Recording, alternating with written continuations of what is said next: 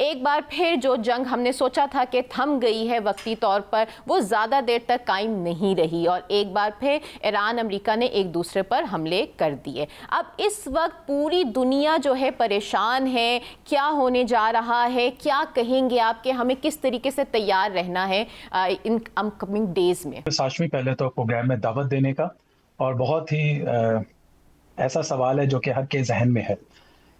देखें, यूएस ने पिछले 3 दिन में 300 टारगेट्स को अटैक किया, जिसमें 140 आज अटैक हुए, और इसमें रिटेलिटरी रिस्पॉन्स जो ईरान ने दिया वो भी हमें पता है कि गल्फ कंट्रीज पे अटैक है।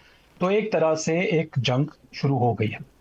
लेकिन मैं इसको एक और एंगल से देखता हूं। मेरा एनालिसिस ये है कि जो थॉमस शेलिंग ने कहा था ना, राइटनेस थ्योरी या बार्गेनिंग थ्योरी, कि जब भी आप डील के क्लोज होते हैं तो आप प्रेशर टैक्टिक्स यूज करते हैं और आप मोर मार्जिन लेना चाह रहे होते हैं, और यही प्रेशर टैक्टिक्स है जो अब यूएस अप्लाई कर रहा है। उसी तरह से ईरान भी स्ट्रेट ऑफ हुर्मुज़ के शक्ल में इसको इस्तेमाल कर रहा है, ताकि जब हम डील के क्लोज जाए तो हमारे पास जो मार्जिन है डिस्कशंस का, नेगोशिएशंस का, ज्यादा हो।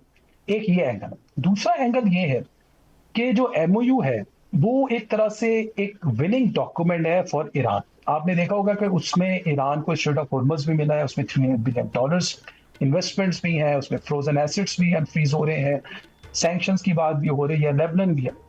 अब उस पर एक बहुत ज्यादा प्रेशर है यूएस के ऊपर इजराइल का, क्योंकि इस सारे गेम में जो स्पॉइलर है मैं समझता हूँ वो इजराइल है। इजराइल का एक प्रेशर है कि हमने ये एमओयू तो कर लिया है, लेकिन जो हमारी फाइनल डील है जो कि 60 डेज के बाद है, वो इस तरह की नहीं होनी चाहिए और उसमें हमें कुछ मार्जिन मिलने चाहिए।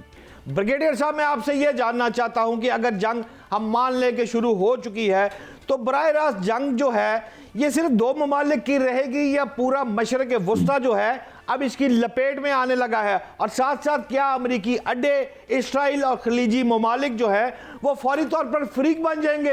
ये तो फिर पंडोरा बॉक्स खुलता नजर आ रहा है ब्रिगेडियर साहब। देखें भट्ट साहब, बात यह है कि ये देखना चाहिए कि हमें कि क्या पूरी दुनिया जंग चाहती है। Nobody in the world want war, only Israel, no one else. और हमें यही, और इजराइल तो यही चाहता है ना कि वो लड़ाई हो और ईरान बिल्कुल मिलिटरीली जीरो हो जाए, और उसके बाद उसकी मिसाइल कैपेसिटी, उसके ड्रोन कैपेसिटी, उसकी रिजीम चेंज, मर्जी के रिजीम वो रिकग्नाइज कर ले इजराइल को, और जब वो दोबारा मिडिल ईस्ट तरफ अपने जो होता है ग्रेटर इजराइल पे जाए तो उसको पीछे कोई थ्रेट ना लगे। ये उसका डिजाइन है। ईरान को समझ होनी चाहिए कि Iran has on upper hand. Iran high moral ground पर है, उसने गेन किया है militarily, they have reemerge as a very strong military power. इसको कायम रखने के लिए, और जो मुआहदा पाकिस्तान ने इतनी एफर्ट की है, हमारे फील्ड मार्शल दिन रात लगा के ये एफर्ट करवा दिए मुआहदा, इसको कायम रखने के लिए रिस्ट्रेन शो करें। यहाँ पर बहुत मेच्योरिटी प्रॉब्लम वहाँ पर ये है कि वहाँ पर 2 ग्रुप्स हैं।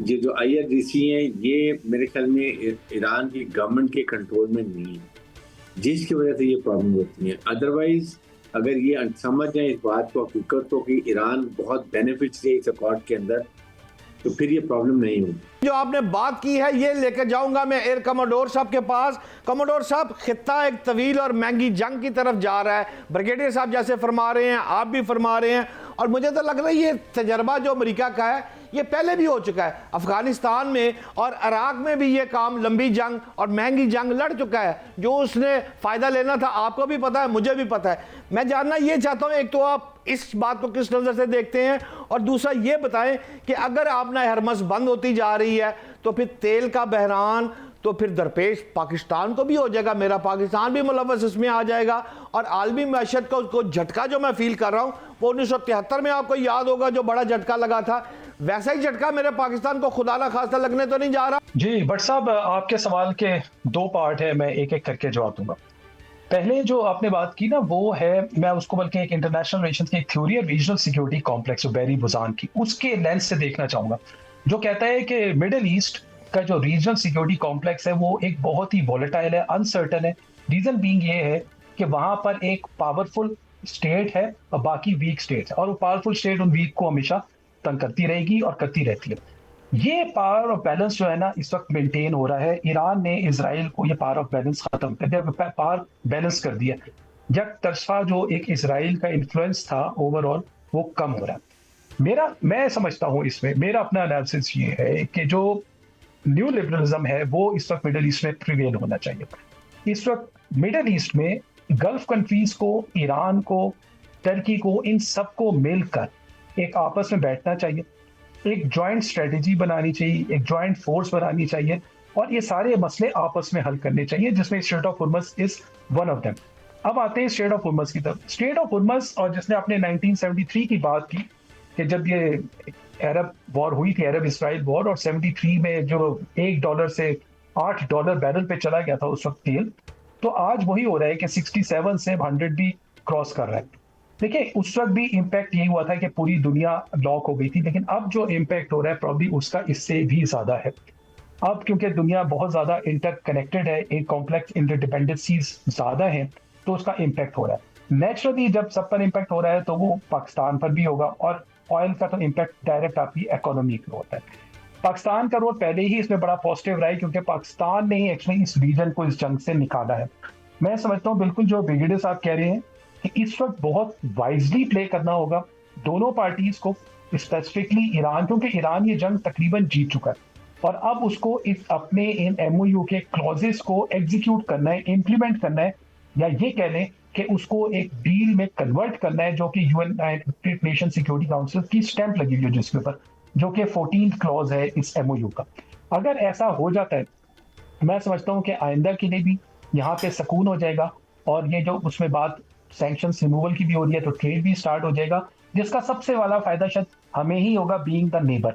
और अगर ऑयल और गैस ईरान से थ्रू हो जाती है तो उसका भी बेनिफिशियरी हम ही है। शायद सोचने पे हम मजबूर हो रहे हैं कि ईरान इस बार थोड़ा सा जिद करने पे मजबूर कर रहा है अपने आप को, अपनी पॉलिसीज़ और MOU को मुकम्मल ना होने की वजह से हमें लग रहा है कि वो अब जिद पर आ चुका है। एक अगर ये ऐसा है तो अब उसको क्या करना चाहिए? और दूसरा सवाल ये कि अभी हमने सुना अमेरिकन सेनेटर लिंडसे ग्राहम की मौत के हवाले से, और ये मैं बताती चलूँ कि वो बहुत ही प्रो इसराइल रहा है और उसकी पूरी कोशिश रही है कि किसी तरीके से जो है इसराइल अपने मुफादात में कामयाब हो सके। तो आपको क्या लगता है उसकी मौत के बाद क्या कुछ डिफरेंट पॉलिसीज़ आएंगी, स्ट्रेटजीज़ में कोई हमें कोई चेंज नज़र आएगा? प्लीज़ बताइएगा हमें।